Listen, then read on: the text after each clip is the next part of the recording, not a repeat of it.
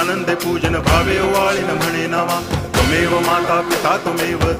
बंधुश्च सखा त्वमेव विद्या द्रविणं त्वमेव सर्वं मम देव कायेन वाचा मनसेन्द्रियैर्वा बुद्ध्यात्मना वा प्रकृति स्वभावात् करोमि यद्यत् सकलं परस्मै नारायणायति समर्पयामि अच्युतं केशवं रामनारायणं कृष्णदामोदरं वासुदेवं हरि गिरिधरं माधवं गोपिकावल्लभं जानकीनायकं रामचन्द्रं भजे हरे राम